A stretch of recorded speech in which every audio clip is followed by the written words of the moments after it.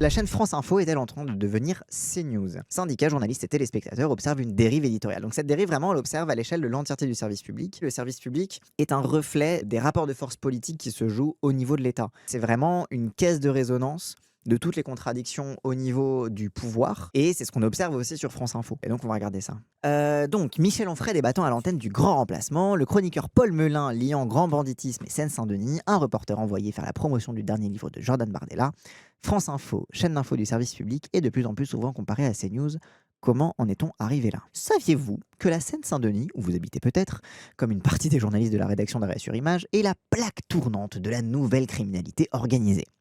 C'est en tout cas ce que l'on peut entendre sur France Info, chaîne d'info en continu du service public. Bah putain, moi qui pensais que c'était Amiens. Le 26 octobre dernier, le chroniqueur Paul Melun de l'émission Le Pour et le Contre, diffusée sur France Info en soirée les vendredis, samedis et dimanches depuis la rentrée, déclarait ainsi en direct: Nous assistons à une nouvelle criminalité organisée dont la plaque tournante est devenue la Seine-Saint-Denis. C'est là qu'on trouve aujourd'hui une grande partie des grands voyous et des grands bandits. Personne en plateau ne rappelle qu'il n'existe pas de statistiques du grand banditisme par département, ni que la criminalité organisée en Seine-Saint-Denis n'est pas nouvelle, puisqu'elle est étudiée depuis les années 80. Son comparse Nathan Devers enchaîne sans relever le problème. Il faut féliciter les enquêteurs qui ont retrouvé ces gens-là, ces voyous, mais je me réjouirai quand on aura retrouvé les œuvres. Rendez les joyaux de la couronne. Cassez-ses-quoi-nodonisien, c'est donc un grand bandit. Exactement. Exactement. Des recrues venues des CNews en pagaille. Nathan Devers, 27 ans, présenté comme philosophe essayiste. Voilà. Raphaël Antoven fait des émules. Maintenant, t'as écrit des bouquins de merde, tu peux être invité sur tous les plateaux télé parce que tu es philosophe essayiste. Philosophe, ça veut absolument rien dire, mais t'es philosophe essayiste. T'essayes d'écrire des trucs. Voilà. Et Paul Melun, 31 ans, comme écrivain, ce qui le rend légitime, bien évidemment, pour parler de politique en tant qu'écrivain, forme le duo de chroniqueurs de l'émission Le Pour et le Contre depuis septembre 2025. Jusqu'à l'été dernier, le duo officiait depuis 2021 sur CNews dans l'heure des pros. C'est que France Info, ils se sont dit, bon, on a des problèmes d'audience. Notamment depuis qu'on a parlé de la Palestine et que on n'arrêtait pas de dire que globalement les journalistes palestiniens n'existaient pas. Au lieu de nous dire que peut-être que les gens ne nous regardent plus parce qu'ils sont dégoûtés, on va se dire qu'en fait peut-être que les gens ils nous regardent parce qu'en fait ils préfèrent CNews, du coup on va faire comme CNews. Du coup on va inviter les gens de CNews pour aider à booster nos audiences et peut-être qu'on va récupérer les petits vieux de CNews. C'est très sain hein, pour la télé de penser comme ça. Même d'un point de vue capitaliste ça marche pas. Bon après tu me diras c'est le service public, c'est pas censé être capitaliste. Mais bref vous avez capté quoi. Je pense sincèrement à me reconvertir dans ça. Ah bah bonne chance hein. Faut être édité chez Bolloré pour ça je pense. Jusqu'à l'été dernier le duo officiait donc depuis 2021 sur CNews dans l'heure des pros où ils se sont rencontrés et sont devenus amis. Ils sont potes hein. Ils sont un peu d'accord entre eux, ils sont potes. C'est des grands amis. Et puis ils sont jeunes, ils sont frères. Ils sont devenus amis selon le Parisien qui avait révélé leur transfert sur le service public. Tous deux se déclarent de gauche. Non mais désolé mais non, non, non, non, non, non, non, non.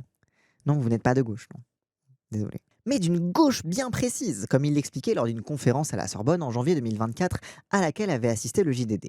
Aujourd'hui, il déclarait Melun, ce que fait la gauche contemporaine, y compris dans le milieu intellectuel, c'est l'assertion selon laquelle il y aurait des sujets de droitard face auxquels la solution serait des toilettes sèches et des pistes cyclables non genrées. Ces gens-là refusent de penser. C'est les autres qui refusent de penser. Genre le mec il dit ah oui, il y a des sujets de droitard, et la gauche il répond par des toilettes sèches et des pistes cyclables non genrées, et c'est les autres qui refusent de penser. Alors que toi, t'as littéralement ton cerveau qui te coule par les narines. Ne vous sentez jamais inférieur par rapport aux petits fils de chiens qui parlent à la télé. Vous êtes largement supérieur à ces gens-là. Bref, c'est pas parce qu'ils parlent à la télé qu'ils sont plus intelligents que vous. En quittant CNews pour France Info, Nathan Devers expliquait que leur expérience sur la chaîne bolloréenne a été enrichissante et formatrice, car nous avons pu nous frotter à des idées parfois bien différentes des nôtres. Mais désormais, nous avons envie d'envisager autrement notre participation au débat public. Voilà, on en a marre d'être les seconds couteaux de Pascal Pro. Maintenant, on veut aller sur le service public pour nous faire un nom pour nous-mêmes. Voilà, on ne veut plus dépendre des autres et on veut devenir nous-mêmes. Parce qu'en fait, c'est juste un truc marketing. Hein. C'est juste qu'ils veulent plus être les seconds couteaux de CNews. Et du coup, ils vont sur une autre chaîne pour essayer d'asseoir leur marque, tout simplement. Et de devenir eux-mêmes des Pascal Pro à part entière. Ou des Truchot et Marshall, comme vous voulez, quoi. Ces deux-là ont donc été formés dans la sphère Bolloré, mais on retrouvait à France Info d'autres anciennes collègues de CNews. En premier lieu, la présentatrice de leur émission Le Pour et le Contre, Claire-Elisabeth Beaufort, qui travaillait à iTélé lorsque la chaîne a été rachetée en 2016 par Vincent Bolloré pour la transformer en CNews et qui, contrairement à une majorité de la rédaction partie en protestation, y est restée en 2021. Généralement, les gens qui sont restés à iTélé malgré la grève, c'est red flag. CF Brandini. Les trois, contactés par arrêt sur image, n'ont pas souhaité répondre à nos sollicitations. Ils accueillent aussi régulièrement d'anciens collègues de CNews en plateau. Ce fut le cas dans l'émission du 19 octobre où l'invité du jour était Michel Onfray, celui-là même qui anime Face à Onfray sur CNews, ou encore le 25 octobre où Devermelin et Beaufort, discutaient de la condamnation de Nicolas Sarkozy avec Florian Tardif, qui était lui aussi chroniqueur à l'heure des pros jusqu'en janvier dernier et qui officie désormais comme journaliste politique à Paris Match. Journaliste politique à Paris Match. Journaliste politique à Paris Match. Oui, racheté par Bolloré, by the way. En septembre, quelques semaines seulement après leur arrivée sur France Info, la patronne de France Télévisions, Delphine Ernotte, clamait que CNews est bel et bien une chaîne d'extrême droite. Et c'est pour ça qu'on veut récupérer leur talent. Parce que ça nous manquait, le public d'extrême droite sur le service public. Pourtant, et notamment depuis le recrutement de Dever et Melun, qui multiplient les sorties comme celle de Melun sur la Seine-Saint-Denis, les critiques s'accumulent autour de France Info, accusée de devenir une nouvelle CNews du service public. De plus en plus de téléspectateurs de la chaîne info en continu du service public s'indignent régulièrement des choix de France Info. Et ça, by the way, en vrai, il y a aussi une réalité structurelle à ça, c'est que le propre des chaînes info, c'est de remplir du vide. Et comment tu remplis du vide si ce n'est avec du vide? Les chaînes info en continu encouragent à la médiocrité. Parce que tu dois remplir, tu dois blablater, tu dois etc. etc. Et du coup, pour ça, tu as besoin de beaucoup d'invités, tu as besoin de beaucoup de chroniqueurs qui se relayent, etc. Et en fait, le problème, c'est que tu as un pool déjà existant d'invités et de chroniqueurs qui a été constitué par les chaînes d'info en continu privées, BFM TV, CNews et consorts. Et du coup, quand tu te dis, vas-y, France Info, ça va être une chaîne info en continu, on va rentrer dans le bain, on va faire concurrence aux autres, etc., tu te retrouves déjà dans un marché qui est trusté par tout un panel d'experts inventés de toutes pièces par BFM TV, CNews, etc. Et du coup, suffit que tu sois le service public, t'as pas trop de thunes, et puis de toute façon, t'as du coup fait venir sur ta chaîne des gens qui connaissent déjà l'info en continu, donc qui ont déjà le bon petit carnet d'adresses des autres, en fait, finalement, tu vas avoir exactement les mêmes personnes qui vont parler. Et en fait, c'est comme ça que on parle beaucoup de concentration des médias, mais le monde des experts participe aussi de cette concentration des médias. Parce que même si le service public n'est pas possédé par Bolloré, le service public devient tributaire du même panel d'experts qui, en fait, fait le tour des plateaux télé. Melun et Dever s'en étaient avant qu'ils aient leur propre émission sur France Info, mais je pense à des gens comme Jacubovis, là, le mec. Enfin bref, t'as plein de gens que vous voyez, ils font dans la journée CNews, BFM, France Info, et puis en fait, ils tournent comme ça, mais tout simplement parce que c'est chiant de trouver des gens, de créer une relation de confiance avec des invités qui sont contents de revenir régulièrement, qui ont le temps de revenir régulièrement aussi, parce qu'il faut que ce soit des gens qui aient le temps de venir, et que parfois, quand t'es prof, chercheur à la fac, etc., t'as pas trop le temps de venir à la télé, en plus t'es un petit peu frustré parce que tu te fais tout le temps couper, c'est insupportable. Ça crée déjà un panel de gens prêts à l'emploi qui vont répéter les mêmes choses, et que même si c'est une chaîne différente, ils vont y dire les mêmes choses. Et du coup, comme ils disent les mêmes choses, les journalistes vont adapter leurs questions. Vu qu'ils savent d'avance ce que les gens vont dire, ils vont organiser leur émission en fonction des opinions qui vont être dites sur le plateau télé. Donc du coup, ils vont dire, est-ce que vous pensez qu'il y a un problème avec... Est-ce que vous pensez, vous, monsieur Dever, votre avis, c'est que la gauche est beaucoup trop laxiste sur ces sujets-là? Qu'est-ce que vous en pensez? Parce que tu as invité le mec qui dit que la gauche est beaucoup trop laxiste sur ces sujets-là, du coup, tu vas l'interroger là-dessus, puisque c'est ce qu'il pense, et c'est pour ça que tu l'as invité. Donc, y compris les journalistes vont se mettre, en fait, à organiser leurs émissions à partir de ce panel d'experts et d'invités qui disent tout le temps les mêmes choses. De plus en plus de téléspectateuristes de la chaîne info en continu de service public s'indignent régulièrement des choix de France Info, qu'il s'agisse de décisions éditoriales, de propos non remis en contexte ou d'invités. Pour la seconde fois ce mois-ci, 100% du plateau de France Info était composé d'anciens de CNews, à noter une utilisatrice de X. Le tournant réactionnaire du média public s'assume chaque jour un peu plus. Cette comparaison avec CNews revient sans cesse. France Info semble de plus en plus décidée à devenir CNews, observe un internaute le 26 octobre. France Info ressemble de plus en plus à CNews, abonde un autre le même jour. Le député LFI Thomas Porte, élu de la 3e circonscription de la Seine-Saint-Denis, a comparé lui aussi la chaîne d'info en continu du service public à celle de Bolloré, suite aux propos de Paul Melun. Désormais, c'est sur le service public qu'on insulte gratuitement la Seine-Saint-Denis. J'arrive pas à faire son accent à Thomas Porte, il a un léger accent du Sud. Aucune source, rien, juste un racisme d'atmosphère pour tenter de faire de l'audience. Voilà où mène la stratégie de France Info consistant à faire les poubelles de CNews. Dans un billet publié le 28 octobre sur le club de Mediapart, l'autrice Sophie Trégan revient sur plusieurs séquences de l'année 2025 dans lesquelles la chaîne, estime-t-elle aussi, s'est illustrée comme le nouveau CNews du service public. Donc voilà, donc déjà c'est un truc que tout le monde dit globalement, là c'est vraiment une évidence quoi. France TV c'était un repère de gauchistes avec plein de gens de gauche PS qui regardaient, ma mère regarde plus France Info alors qu'elle kiffait, le PS c'est le bon vieux centre-gauche à la papa, bah oui, mais en vrai France Inter c'est aussi un peu pareil. Hein. En fait, avant j'écoutais tout le temps la radio, moi je voulais faire de la radio de base, je finis sur Twitch, hein, c'est pas mal, mais genre j'écoutais Europe 1 le matin, ensuite je suis passé à France Inter, parce que j'étais un peu en mode bon, Europe 1, il y a un peu trop de pub, et puis France Inter, c'est un peu plus de gauche. Et en vrai, au fur et à mesure que je me suis politisé, j'ai arrêté d'écouter la radio parce que c'est juste infernal. Parce que t'entends une énième interview de, je sais pas, de Mélenchon, de Panot, de gens qui, quand tu te politises, t'es un peu en mode. Tu peux voir leurs limites, mais les limites qui sont identifiées par les journalistes, elles sont tellement hors de tout propos, hors de toute réalité, que tu es en mode: «Mais putain, mais même moi, je peux avoir des critiques légitimes à leur faire, mais vous êtes infoutus de les faire, vous êtes obligés de dire que juste ils sont d'extrême gauche, et que voilà», genre, tu sais, tu es un peu en mode: «Mais genre, juste, vous êtes flemmards, quoi». Surtout que oui, c'est ça, oui, c'est les médias qui se droitisent de fou, oui. France Info achève ainsi son processus de mutation en un organe de propagande d'extrême droite, écrit Sophie Trégan. Il est étonnant que CNews n'ait pas encore dénoncé ce flagrant plagiat. Auprès d'Arrêt sur Image, Sophie Trégan explique qu'elle n'est pas journaliste, mais qu'elle réalise tous les jours une revue de presse pour suivre l'actualité. Depuis le début de l'année 2025, elle dit observer une dérive progressive de France Info vers l'extrême droite. Il y a des invités plus que problématiques, par exemple Gilbert Collard, qui est présenté comme un avocat sans filtre. C'est un avocat sans filtre. Oui, c'est un raciste, oui. Et un travail journalistique qui n'est pas fait. Les journalistes invitent Nora Bussini, Nora fucking Bussini, sans aucune parole contradictoire. Ils ne vont jamais creuser sa méthodologie parce qu'en fait, elle en a pas. Indépendamment de cet article, Arrêt sur Image s'en est chargé. Elle observe une accélération des soucis éditoriaux, qu'elle liste dans son billet de blog depuis l'arrivée de Nathalie Saint-Cric à la direction de la rédaction de France Télévisions, dit-elle. Ce que j'attends du service public en tant que contribuable, c'est un minimum d'informations. Là, ce n'est pas le cas. Et ça, c'était marrant. Vous vous rappelez quand on avait fait les auditions de l'ARCOM, quand on avait suivi les auditions de l'ARCOM pour le renouvellement des fréquences, etc., et qu'on avait suivi notamment celle de CNews, où le reproche que faisait l'ARCOM à CNews, c'est qu'ils étaient censés être une chaîne d'infos en continu, et pour une chaîne d'infos en continu, ils avaient paradoxalement très très peu de tranches dédiées à l'information. Et la justification de CNews, je sais pas si vous vous rappelez ce que c'était la justification de CNews? C'est qu'à CNews, nous avons deux types d'informations. Il y a l'information brute, l'information pure, et l'information augmentée, que l'on peut retrouver dans l'heure des pros, chez Laurence Ferrari, etc. Et qu'en fait, tous les plateaux télé, là où il y a des experts à la con qui parlent à partir de leur cul, c'est de l'information augmentée. C'est qu'on va traiter une information, mais on va aller en profondeur. Donc c'est un petit peu de l'information, quoi. Et donc ça, c'est vraiment toute la douille de l'information en continu. C'est que, bah oui, comme tu dois remplir avec du vide et que t'as pas tant d'informations que ça à raconter, bah évidemment, tu vas faire de l'information augmentée. Et donc, c'est-à-dire le café du commerce, quoi. Sophie Trégan explique avoir commencé son billet de blog en février suite aux propos du professionnel du tourisme Franck Delvaux, invité par la chaîne d'info dans l'émission L'heure américaine en février dernier pour discuter d'une potentielle future Riviera qui remplacerait, selon les plans du président Trump, la bande de Gaza. Ça, on en avait parlé et reparlé, mais le mec, il était en mode « Ah, c'est génial, ça va faire des casinos à Gaza une fois qu'on aura dégagé tous ces Palestiniens. » C'était vraiment une folie, quoi. La bande de Gaza en Riviera, est-ce que ça a du sens pour les professionnels du tourisme que vous êtes? La bande de Gaza a ses atouts, on l'a déjà dit, lui demandait le journaliste de France Info, Julien Benedetto. Et Delvaux répondait: Gaza, pourquoi pas, mais ça sera pas tout de suite, parce qu'il faut les infrastructures, un aéroport sûr, du personnel formé. Il y a beaucoup de travail. La chaîne avait alors supprimé l'extrait, comme vous le racontez alors Arrêt sur Image. Sophie Trégan soupire. Et en plus, ce qui est fou, c'est que c'est le journaliste qui l'avait lancé là-dessus. Déjà, la réponse est indigne, mais la question...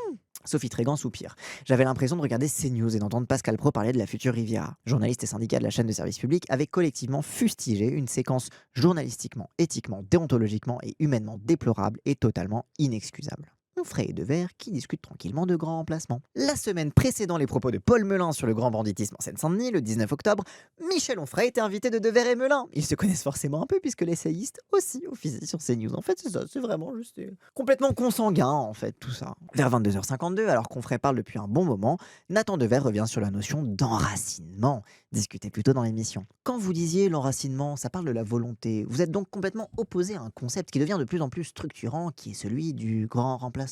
Rappelons-le d'emblée, l'expression de grand remplacement est une notion raciste popularisée par Renaud Camus qui n'a aucune réalité statistique. Bon, de toute façon, la réalité statistique, on s'en bat les couilles, mais c'est juste que, surtout, le sous-entendu, c'est le suprémacisme blanc. Voilà. Mais Onfray répond sans sourciller. Je ne connais pas de gens qui ne soient pas pour le grand remplacement. Ça s'appelle la créolisation chez Mélenchon. Ça s'appelle le grand remplacement chez Éric Zemmour. Mais ils disent à peu près la même chose. Il y a une démographie, elle existe, cette démographie. Et le grand remplacement, oui, va avoir lieu si on veut. Il précise qu'il ne veut pas utiliser un mot qu'il serait connoté, parce qu'on risque de dire qu'il est zémourien. Et il ajoute « Je ne suis pas non plus pour la créolisation. Je dis simplement que quand une population fait des enfants et qu'une autre n'en fait pas, qu'il y a une immigration massive, culturelle aussi. Je fais mon deuil d'une France à l'ancienne, d'un monde judéo-chrétien. Je pense que c'est fini. Et alors ? C'est quoi le problème si la France elle est plus judéo-chrétienne ? Vas-y, va jusqu'au bout de ta logique. Est-ce qu'il y aurait une supériorité intrinsèque, biologique, fondamentale, ontologique à être judéo-chrétien ? Vas-y, va jusqu'au bout. Ni la présentatrice Claire-Élisabeth Beaufort, ni Paul Melun, ni Devers, qui a posé la question, ne rappellent qu'il ne s'agit que d'un concept qui n'a rien de structurant, puisqu'il n'existe pas dans les faits. Et encore une fois, même s'il existe dans les faits, ça ne pose qu'un problème qu'à ceux qui considèrent qu'il y a une hiérarchie ontologique fondamentale entre les êtres humains. Et spoiler alerte, ça s'appelle du racisme, du suprémacisme, du colonisme, du nazisme, vous appelez ça comme vous voulez, mais ça s'appelle tous les trucs qu'on a dit que c'était pas bien et que c'est pour ça qu'on a fait des droits universels et égaux et qu'on a dit l'égalité quand même, les droits de l'homme. Bref. Dans sa chronique, en léger différé, le journaliste de Télérama Samuel Gontier écrit que dans cette séquence, France Info parodie CNews. Pour Gontier, sur le canal 16, sur lequel France Info a remplacé CNews depuis leur... Oui, en plus c'est ça qui est marrant, c'est que depuis la réorganisation des canaux de télé, du coup, ils ont mis les chaînes généralistes en premier, puis les chaînes d'info ensuite sur les fréquences suivantes, etc. Du coup, France Info, ironiquement, a remplacé CNews sur le canal 16. Donc t'as vraiment un truc de, bon ben voilà, France Info, quitte à prendre son canal, va prendre aussi son ethos, quoi. Sachant qu'il n'y a même pas 10 ans, on ferait passer sa vie à cracher sur les religions, christianisme en tête, la soupe doit être bonne chez Bolloré. Ah bah, mais après, surtout, on ferait... il a le même parcours de vie que les gens qui vieillissent et qui finissent par avoir de tout, y compris de leur ombre, et particulièrement de leur ombre, et qui finissent par être convaincus par le suprémacisme parce qu'ils n'acceptent pas leur propre mortalité, hein. Moi, ça me fait penser à comment il s'appelle le vieux schnock là, Philippe de Villiers, qui disait je ne veux pas mourir, moi, je ne veux pas mourir, quand il parlait du grand remplacement. Et parce que c'est une angoisse de mort, le grand remplacement. C'est qu'en fait, c'est des gens qui ne digèrent pas le fait qu'ils ne sont pas éternels. Pas plus que leur soi-disant civilisation, pas plus que leurs normes, pas plus que leurs trucs. Et qu'en fait, bah oui, les choses changent et que ce ne sont pas les personnages principaux du monde qu'ils pensent être. Ces gens-là pensent sincèrement qu'ils sont le personnage principal, qu'ils sont censés être les héros et que si jamais quelqu'un les remplace, c'est forcément le méchant, quoi. J'ai été alerté en voyant On Frère reçu sur France Info pendant 1 heure sans contradiction parce que les chroniqueurs sont des anciens de CNews qui sont en admiration devant lui. Explique à Arrêt sur Image Samuel Gontier qui précise que c'est la première chronique qu'il consacre uniquement à France Info. Non seulement Nathan Dever ne l'interroge pas sur ce qu'il dit sur le grand remplacement, mais il légitime lui-même le concept. Le compte X de la chaîne d'info a même isolé la séquence dans un post dédié, titré des mots grand remplacement, là non plus, sans guillemets ni remise en contexte. Le post X est resté en ligne moins d'un jour avant d'être supprimé par le compte de France Info. Et ça, c'est toute l'hypocrisie du service public. C'est que les services publics, ils ont encore un truc de... Ils ont conscience du backlash sur les réseaux sociaux, et du coup, ils postent leur truc, et après, ils le retirent parce qu'ils prennent un backlash. Mais en fait, quitte à le retirer, commence pas à inviter ces tocards, en fait. Genre, tu vois, c'est un peu le truc de...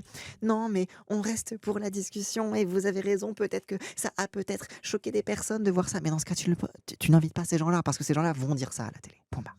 Mais pas assez vite pour éviter qu'ils ne soient enregistrés par le média qui en a parlé dans l'émission de son chroniqueur Mourad Guichard dès le lendemain. Guillaume Le Gouic, journaliste et élu syndical SNJ-CGT, explique à Arrêt sur Image être à l'origine du retrait d'un autre tweet plus récent encore, celui qui mettait en exergue les propos de Paul Melun sur la nouvelle criminalité organisée en Seine-Saint-Denis. J'ai contacté le président de la commission de déontologie, qui est aussi le directeur délégué de l'information, Pascal Doucet-Bon, pour dire « Je ne savais pas qu'il existait des statistiques sur les gens qui commettent des infractions selon leur département », raconte-t-il. Et je pense aussi aux collègues, par exemple ceux de France 3, qui ont un bureau en Seine-Saint-Denis, que ce genre de propos peut mettre en danger. Donc direct au lancement du livre de Jordan Bardella, Hommage à Charlie Kirk, tapis rouge pour Laurent Alexandre. Si les critiques pleuvent sur l'émission de Dever et Melun, elles ne s'y limitent pas pour autant. Donc c'est pas que cette émission de fou du bus là, c'est pas que ce truc là en mode on prend tous les nervis de CNews, etc. Le 29 octobre, la chaîne a ainsi choisi de dépêcher un reporter pour assister au lancement du 2e livre de Jordan Bardella. Et pour l'occasion, Jordan Bardella a décidé de mettre les petits plats dans les grands, demande la présentatrice au journaliste Kevin Eliès, posté en duplex du théâtre Marigny, où il décrit le lancement en grande pompe du nouvel opus du président du RN. L'enjeu est financier, car son premier livre avait très bien fonctionné, dit-il. Et surtout politique, puisque l'idée c'est de s'offrir une posture présidentielle. Jusqu'ici, la séquence comporte peu d'informations, mais propose une analyse. La suite aurait cependant pu être écrite par l'équipe de communication de Bardella. Jordan Bardella, qu'on décrivait comme pas assez expérimenté ou trop jeune, qui a couché sur le papier le témoignage de nombreux Français rencontrés au cours de ces fameuses séances selfie un peu partout en France. Il retourne dès demain sur le terrain pour ses séances de dédicace avec les Français et garde en tête la possibilité de l'inéligibilité de Marine Le Pen pour 2027. Jordan Bardella, on croyait que c'était un immense branleur, mais il a écrit un bouquin où il a recopié des trucs que d'autres gens lui ont dit. C'est la preuve qu'il sait travailler et qu'il a des trucs à dire. Non, peut-être. Dire qu'éventuellement ce mec est tellement un tocard qu'il est même pas foutu d'écrire un bouquin lui-même et qu'il est obligé d'en faire un truc de vous m'avez dit ça, du coup je l'aurais écrit. D'accord. Après vous me direz, c'est le travail de beaucoup de journalistes, donc vous vous sentiriez peut-être visé. Intérêt informationnel, zéro, puisqu'on n'entend même pas Bardella faire son discours pendant que les journalistes parlent.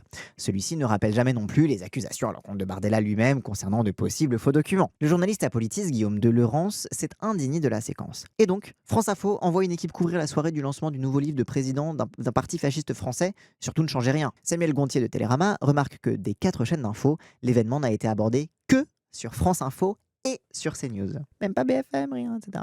C'est les deux qui ont fait ça. Genre vraiment, le parallèle, il est de plus en plus choquant quand même. Parce qu'on parle d'entrisme islamiste à l'université, mais l'entrisme d'extrême droite à France Info, là, l'entrisme de Bolloré sur le service public, on en parle ou pas ou... L'entrisme des fascistes, absolument partout en France, on en parle ou pas? Parce que là, c'est pas qu'un entrisme, là, ils ont le tapis rouge, en fait. Le reporter de France Info, on dirait qu'il est enthousiaste devant la candidature de Jordan Bardella, qui fait le service promotionnel, observe Gontier. Et tout ça, bien sûr, sans que ne soient jamais prononcés les mots extrême droite. Gontier cite une autre séquence. Le 29 octobre, France Info a choisi d'inviter la personnalité médiatique Laurent Alexandre dans l'émission Tout est politique. Laurent Alexandre, le mec qui disait que Greta Thunberg était une pute. C'est lui qui l'a traité de petite pute. Je sais plus exactement, mais bref. Il était alors présenté comme spécialiste de l'intelligence artificielle, selon le bandeau. C'est vrai que chirurgien urologue, chef d'entreprise, capital risqueur domicilié au Luxembourg, militant transhumaniste, énarque multimillionnaire, résident fiscal belge, défenseur de l'eugénisme, ça faisait long pour le bandeau, mais ça avait l'avantage d'être factuel, France Info, a ironisé sur Blue Sky notre chroniqueur Thibaut Prévost. Oui, ça, il a juste fondé Doctissimo, quoi. C'est juste un capitaliste de merde qui fait de l'exil fiscal comme tous les bourgeois. Bref.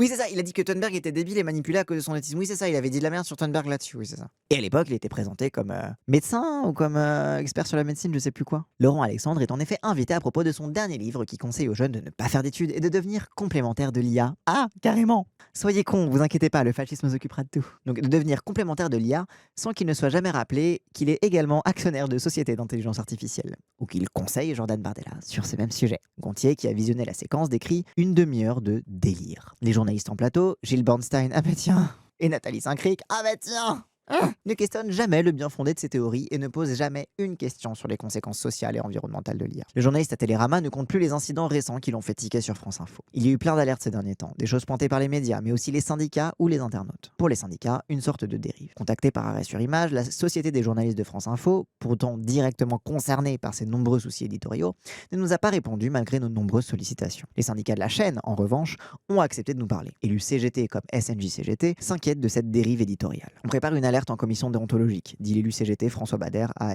Arrêt sur Image. Mais systématiquement, la direction botte en touche en considérant que ce n'est pas notre rôle, mais celui de la SDJ, donc la Société des journalistes. Sauf que la SDJ n'a, selon nos informations, pas communiqué sur ses inquiétudes éditoriales depuis.